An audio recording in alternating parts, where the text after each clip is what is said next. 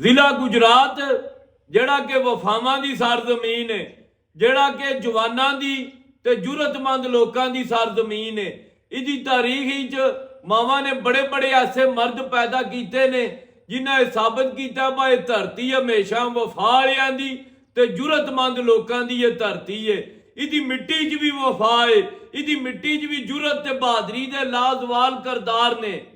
ਅੱਜ ਗੱਲ ਕਰਨੀ ਹੈ ਮੋਜ਼ਾ ਡੱਬ ਦੇ ਨਾ ਇੱਕ ਜਵਾਨ ਜ਼ੈਨ ਅਲੀ ਦੀ, ਜਿਨੇ ਦਰਿਆਏ ਤਵੀਜ ਨਾਲ ਡੁੱਬਦਿਆਂ ਦੋ ਜਵਾਨਾਂ ਨੂੰ ਬਚਾ ਕੇ ਨਾ ਤੇ ਇੱਕ ਵਾਰੀ ਸਾਡੇ ਪੂਰੇ ਜ਼ਿਲ੍ਹੇ ਗੁਜਰਾਤ ਦਾ ਨਾਂ ਇੱਕ ਵਾਰੀ ਫੇਰ ਨਾ ਫਖਰ ਨਾਲ ਬੁਲੰਦ ਕਰ ਦਿੱਤਾ ਹੈ।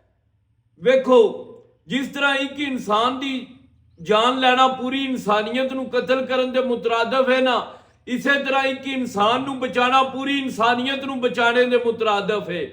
ਤੇ ਸਾਡੇ ਵੀਰ ਨਿੱਕੇ ਨੇ, ਸਾਡੇ ਫਖਰ ਤੇ ਸਾਡੇ ਮਾਨ ਜ਼ੈਨ ਅਲੀ ਨੇ ਦੋ ਬੰਦਿਆਂ ਨੂੰ ਬਚਾਇਆ। ਅੱਲਾਹ ਪਾਕ ਉਹਨੂੰ ਹੋਰ ਹਿੰਮਤ ਤੇ ਇਸਤਕਾਮਤ ਦੇ, ਉਹਨੂੰ ਸਿਹਤ ਤੰਦਰੁਸਤੀ ਦੇ, ਉਹਨੂੰ ਖੁਸ਼ ਰੱਖੇ। ਤੇ ਇਹੋ ਜਿਹੇ ਜਵਾਨ ਸਾਡੇ ਜ਼ਿਲ੍ਹਾ ਗੁਜਰਾਤ ਦੀ ਧਰਤੀ ਦਾ ਫਖਰ ਤੇ ਸਾਡਾ ਮਾਣ ਨੇ। ਇਹੋ ਜਿਹਾ ਜਵਾਨਾਂ ਦੀ ਵਜ੍ਹਾ ਤੋਂ ਸਾਡੇ ਜ਼ਿਲ੍ਹੇ ਦਾ ਨਾਮ ਪੂਰੇ ਮੁਲਕ ਵਿੱਚ ਰੋਸ਼ਨ ਹੈ। ਔਰ ਐਸੇ ਲੋਕਾਂ ਦੀ ਖੁੱਲੇ ਦਿਲ ਨਾਲ ਹੌਸਲਾ ਅਫਜ਼ਾਈ ਕਰੋ। ਵੇਖੋ ਆਪਣੀ ਜਾਨ ਜੋਖਮ ਵਿੱਚ ਡਾਲ ਕੇ, ਆਪਣੀ ਜਾਨ ਤੇ ਖੇਡ ਕੇ ਕਿਸੇ ਇਨਸਾਨ ਦੀ ਜਾਨ ਬਚਾਣਾ, ਇਹਦੇ ਤੋਂ ਅਫਜ਼ਲ ਮੇਰੇ ਨਜ਼ਦੀਕ ਦੁਨੀਆ ਦਾ ਕੋਈ ਕੰਮ ਨਹੀਂ ਹੈ। ਅਸੀਂ ਸਲਾਮ ਪੇਸ਼ ਕਰਨੇ ਆ ਆਪਣੇ ਜਵਾਨ ਜ਼ੈਨ ਅਲੀ ਨੂੰ। ਇਹ ਉੱਤੇ ਉਹਦੀ ਮੈਂ ਤਸਵੀਰ ਵੀ ਲਾਈ ਹੈ।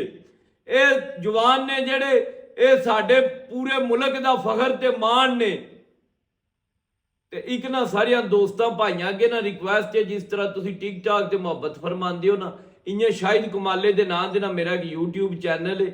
ਸਾਰੇ ਦੋਸਤ ਭਾਈ ਨਾ ਮਿਹਰਬਾਨੀ ਕੀਤਾ ਕਰੋ, ਮੇਰਾ ਨਾ ਚੈਨਲ ਨਾ ਸਬਸਕ੍ਰਾਈਬ ਕਰ ਲਓ, ਮਿਹਰਬਾਨੀ।